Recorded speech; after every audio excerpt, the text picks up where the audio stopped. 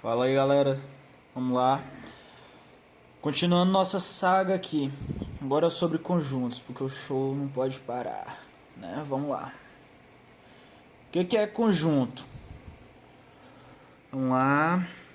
Conjunto é um cara que reúne os objetos que chamaremos de elemento que tem característica em comum. Ou seja, basicamente conjunto é uma reunião de elementos com características em comum, beleza? Vamos lá. A notação. A gente costuma chamar o conjunto com uma letra maiúscula, tá? A, B, C, a letra que você quiser dar. Maiúscula, tá? E os elementos a gente escreve em letra minúscula, quando eles não são números ou palavras, né? Então a gente escreve ele aqui, ó, com letra minúscula, os elementos de um conjunto. Ao representar, a gente coloca ele entre chaves e com vírgula separando os elementos. Dessa maneira aqui, ó, tem que colocar a letra maiúscula para representar que é conjunto, bota entre chaves aqui, né? E para separar os elementos, tu tem que botar vírgula. Isso é obrigatório, Luiz? É. Tem que ser, senão não faz a notação de conjunto da maneira certa, entendeu? Vou tirar essas folhas aqui, tá atrapalhando essa porra. Vamos lá.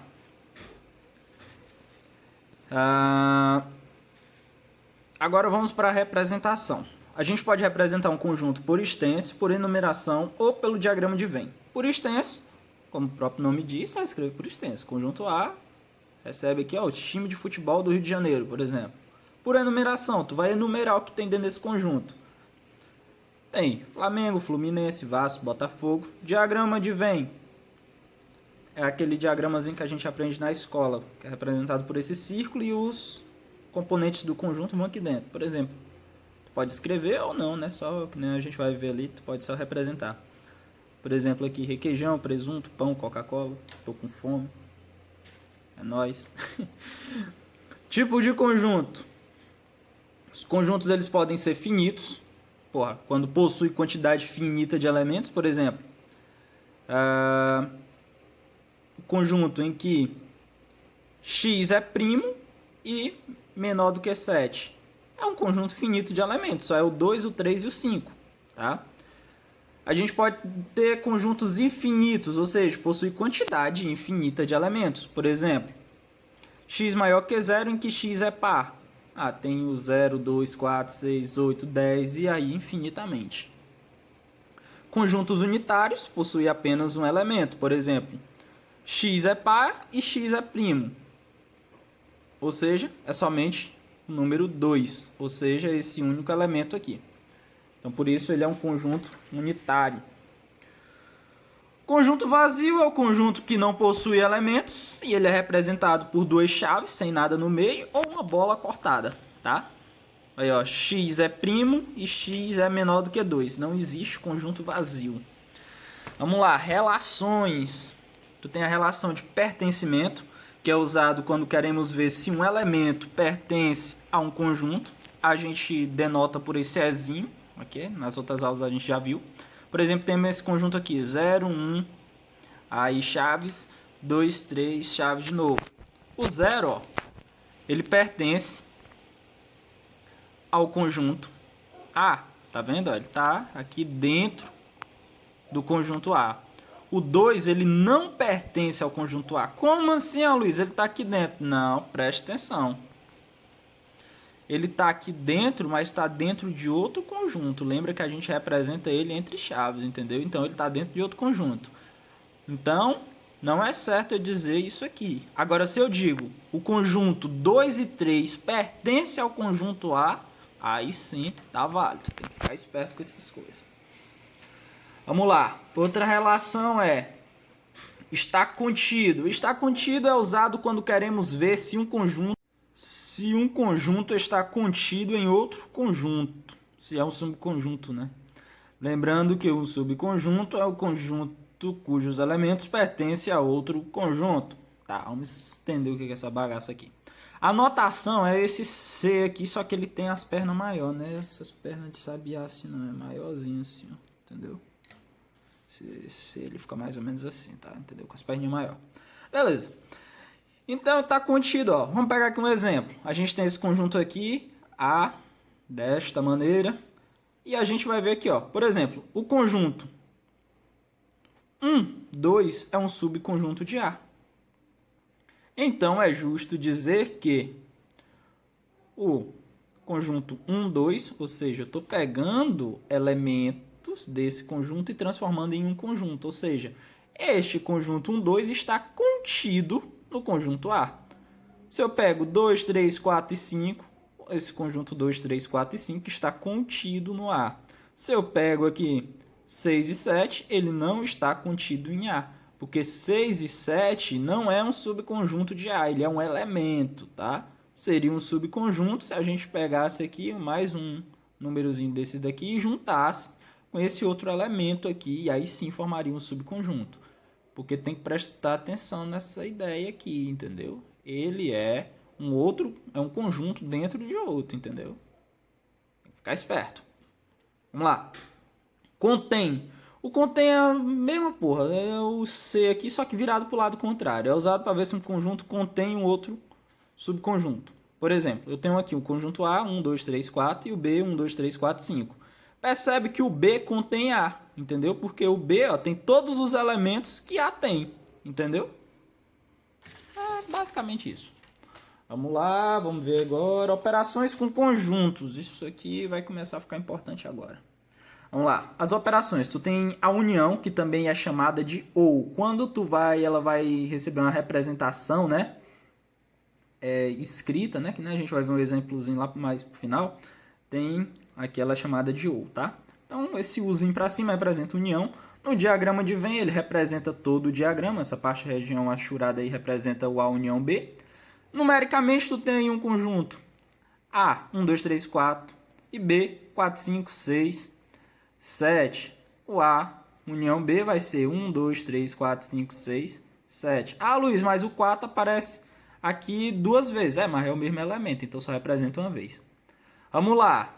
A, essa boca virada para baixo. B, isso representa interseção, tá? Nas coisinhas, nas equações enquanto já é escrito, tu vai ver ele como I, tá bom? Deixa eu organizar a porra dessa folha. No diagrama de Venn, a interseção aqui, ó, é essa partezinha aqui do meio, tá bom? Região achurada, representar a intersecção B. A grosso modo, a intersecção é o conjunto dos elementos em comum. Vamos ver com um exemplozinho aqui para ficar maroto. Temos o conjunto A, 1, 2, 3, 4, e o conjunto B, 4, 5, 6, 7. Qual que é o que é em comum nos dois? 4. Então, A união B, 4. Belezinha? Vamos lá. A menos B ou A barra B é chamada de restrição, tá bom?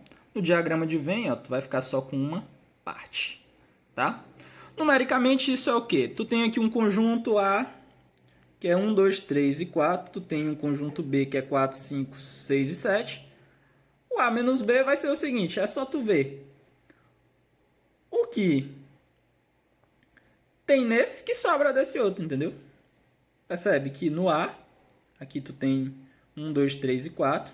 E aqui no B, tu tem 4, 5, 6, 7. Basicamente, tu está fazendo a subtração de um conjunto pelo outro. Então, o que vai sobrar quando tu subtrair esse cara desse outro aqui vai ser só esse conjunto aqui de 1, 2 e 3, entendeu?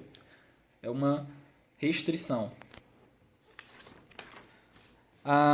Complementar e número de elementos.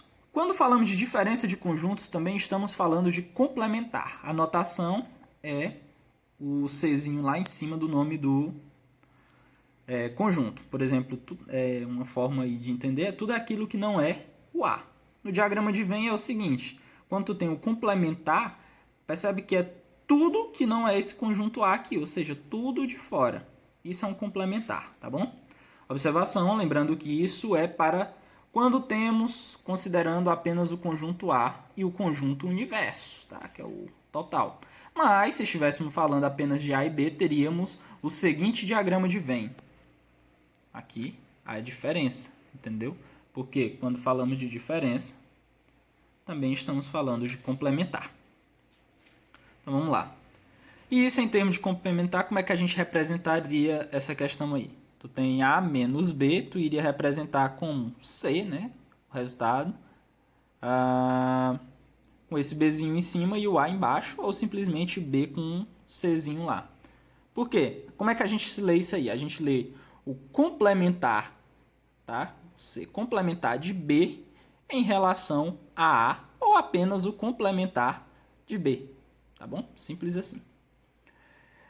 Aí tu entra aqui nos conjuntos numéricos, tem o natural, que são os números para contar e tal. Tu tem os números inteiros, que entra o número negativo, o zero e os positivos. Os números racionais, que podem ser escritos na forma de fração. Os irracionais, que porra, são aqueles malucos lá que não seguem nenhum padrão. E o real, que é um que engloba tudo. Então aqui, ó, para ficar mais fácil. Natural, os inteiros englobam os naturais, os racionais englobam os inteiros e os naturais.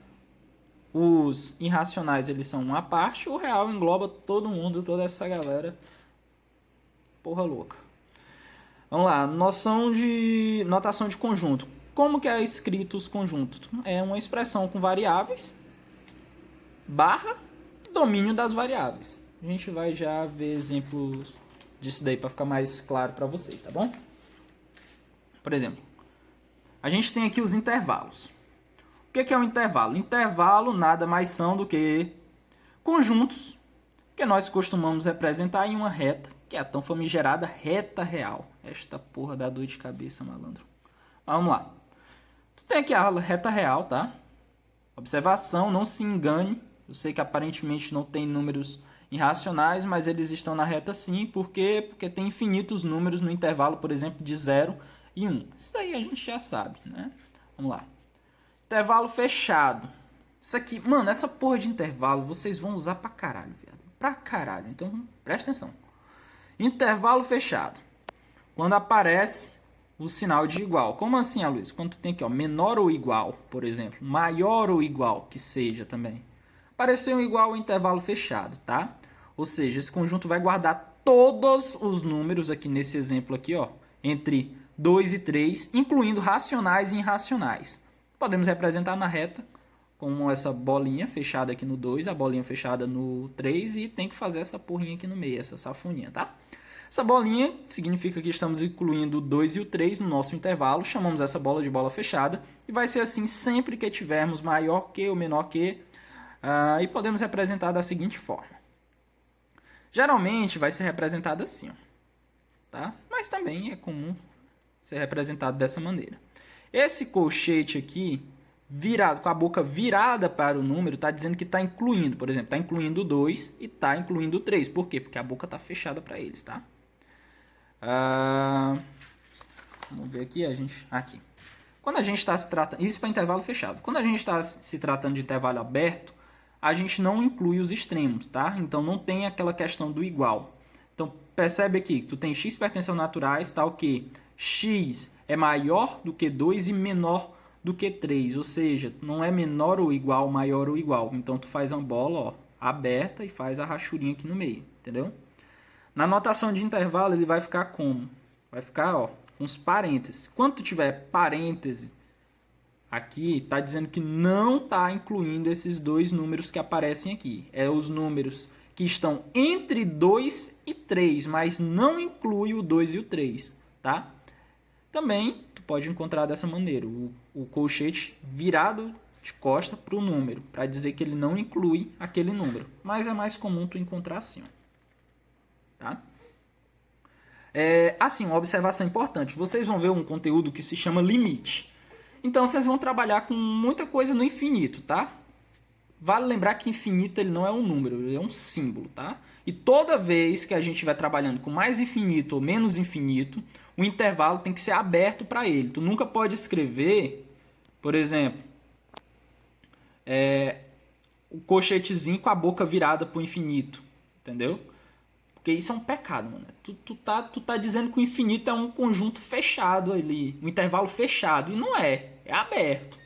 Então tu não pode escrever ele dessa forma não, tem que ficar esperto. Tem que colocar os colchetezinhos para ele, ou os parênteses, né? Aqui, os colchetes virados de costas, né? Ou os parênteses. Por exemplo, tu tem aqui, ó, inclui um intervalo que inclui o 3. Por que inclui o 3? Porque a boca do colchete está virada para o 3. E o intervalo aqui menos infinito, ou seja, ele está pegando os números que incluem o 3 e são todos menores que 3, infinitamente. Fique esperto, aberto para mais infinito. Outro poderia representar dessa outra maneira também. Sem problemas. Vamos lá. União e intersecção. Tu tem aqui, por exemplo, esse conjunto. Tá bom? Esse conjuntozinho aqui, x pertence aos reais, tá o quê?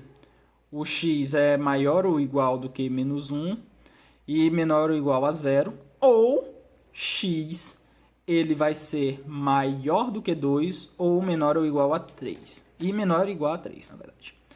A gente já viu em conjuntos que toda vez que temos o ou, lembra que eu falei lá do ou, estamos tratando de uma união. Então, tu vai ter que, se tu representa ela na reta real, como a gente já viu, fica dessa maneira, tá?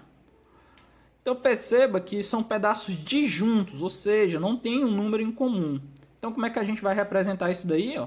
A gente vai representar dessa seguinte maneira, através da notação de intervalos. Percebe que ele é fechado aqui para menos 1, faltou um menos bem aqui. Ele é fechado para menos 1 e fechado para 0, unido com aberto, ó o parênteses ali, aberto para 2 e incluindo o 3, o colchetezinho ali com a boquinha ali para lá, tá? Ou também dessa outra forma lá. Agora presta atenção nesse conjunto. Isso aqui, mano, vocês vão fazer demais mesmo, tá? Presta atenção nesse conjunto aqui. Tu tem x pertencente aos reais, tá ok? X é maior ou igual que menos 1 e menor ou igual que 4. Ou x é maior do que 2 e menor ou igual que 3. Percebe o seguinte, coloca esses dois caras na reta. Isso aqui eu acredito que você já saiba. Beleza, colocou na reta. Esse conjunto A aqui, em representação aqui de conjunto, ele de intervalo, ele é representado como? Fechado para menos 1 e fechado para 4. Porque, ó, fechado para menos 1 e fechado para 4. Tá? Que é o total aqui deste conjunto. Tá bom? Tu representou este conjunto aqui de cima em notações de intervalo. Agora, vamos achar aqui o conjunto interseção deles. Ou seja, que é esse pedacinho aqui, ó, que está presente, ó, nas duas retas, entendeu? Ou seja, a interseção entre aberto para 2 e fechado para 3 e fechado para menos 1 e fechado para 4.